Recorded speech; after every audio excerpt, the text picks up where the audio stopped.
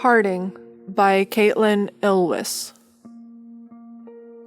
All morning, she moved through the bare apartment with a nervous energy. She raced from room to room, checking the mail or removing curlers from her hair or making phone calls. The boy, to his credit, never disturbed her. He stayed in his spot on the carpet right in front of the TV and watched his cartoons with a silent concentration. Never once did he complain, even though she imagined he was very hungry. After all, she was too. She tried to stay busy in their room. She took her time getting ready, even if it was a foolish thing to do. It was a Saturday. She knew she needed to beat the crowds, but she wasn't ready to say goodbye. Once her hair was finished, she applied the small bit of blush to her cheeks in slow, languid movements. When she was done, she reached for her mascara. Just as she was about to put it on, she felt compelled to see the boy again, to memorize each detail of his face. She crept through the kitchen as quietly as she could and watched him. He sat cross-legged, bobbing his head to the cartoonish sound effects. He wore the rich blue sweater she had given him for Christmas. Although he faced her, he was wrapped by the animated bear on the screen. She smiled at the way his eyes crinkled. She would remember that forever. She would remember his dimpled chin, the same as hers, and his cheeks tanned from the days they spent outside. A song began, and he moved his baby doll to the music. He liked to play with them, baby dolls. She never minded, but the man had. Perhaps that was why he left. The boy noticed her washing and gave her a toothy smile. She smiled back, then returned to the bedroom. 20 minutes later, her makeup was all finished and nearly all her clothes were packed into a burgundy suitcase. On the bed, she had out a mint green dress that came to her knees and a blue blouse with a white skirt that she couldn't decide between. The boy's clothes remained in the closet. She would ask him to pick an outfit for her for the day. She sat at the edge of the bed and ran through the previous day's mail again. 3 past due bills and an eviction notice. Her stomach ached. She imagined if she had anything to vomit, it would be on the floor in that moment. The phone rang. She stood up and walked to the kitchen to answer it. It was one of those phones that was mounted to the wall right next to the doorway. It was a pale yellow, just like the one her grandmother used to have. When the man had first brought her and the boy to live here, she scoffed at him for finding them such a cheap old place. Now, she was sure she would miss the apartment very much, though he hadn't seemed to. She imagined him on a beach somewhere at that exact moment, drinking mimosas and eating fresh pineapple under a warm sun. "Hello," she answered. Her voice was strained. "Hi, yeah," a man said. He sounded young. "I'm calling about your ad. Are the kitchen tables and chairs still available?" She ran her thumb over the medallion on her necklace. It had a picture of Salt Lake Temple on the front. Her parents had given it to her after her baptism. She'd been just a few years older than the boy. "No, I'm afraid they're not. Just sold them yesterday." "Damn," the man said. "Thanks anyway." She looked at the boy. "The television is still for sale, though. Did you see the pictures?" "Yeah, I did. It's nice. A bit out of my budget, though. Thanks again." "Wait," she said, her voice booming into the speaker. Then, more quietly, she said, "I can knock $30 off the price." There was a pause before the man said, "I appreciate it, really. It's still a bit too much, though. 50 then," she said. "I'll take $50 off." "I suppose I could swing that," the young man said. "Are you sure?" "I'm sure," she said. "You could pick it up tomorrow morning if you'd like, or this evening even." "This evening would be great." "Okay," she said. She was nearly whispering. 627 43rd Street, apartment 4B, say 6 o'clock? 6 o'clock, the young man repeated, then the line went dead. She put the phone back on the hook and leaned against the wall. The TV would give her $50. She added that to the money she'd made from selling the kitchen table set and the man's recliner.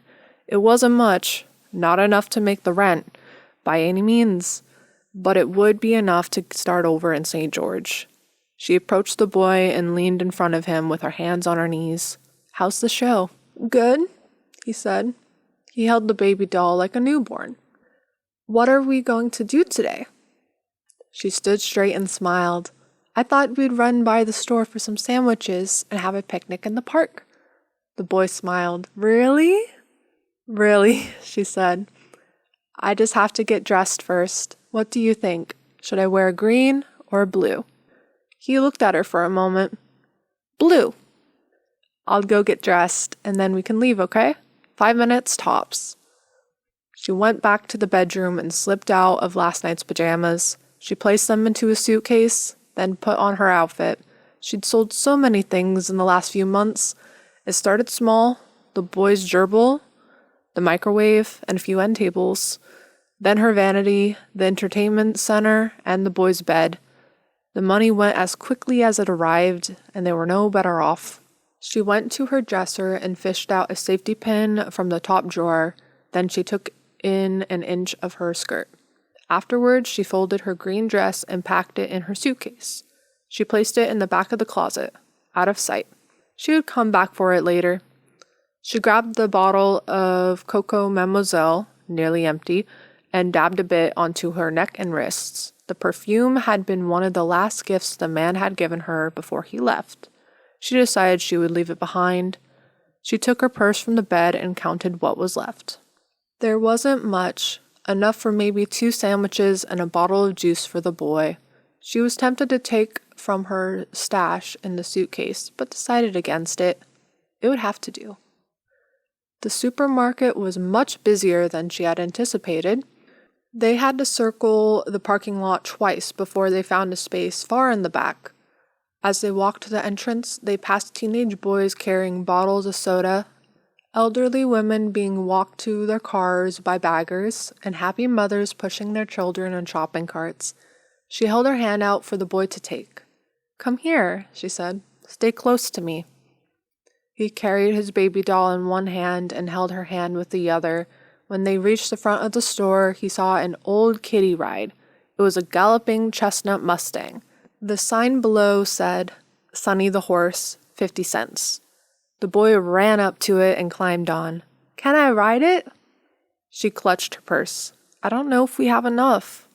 "Please?" he asked, holding on to the horse's neck. "Maybe after we get our lunch." The boy climbed down and returned to her side. "Okay." She took his hand and led him through the store.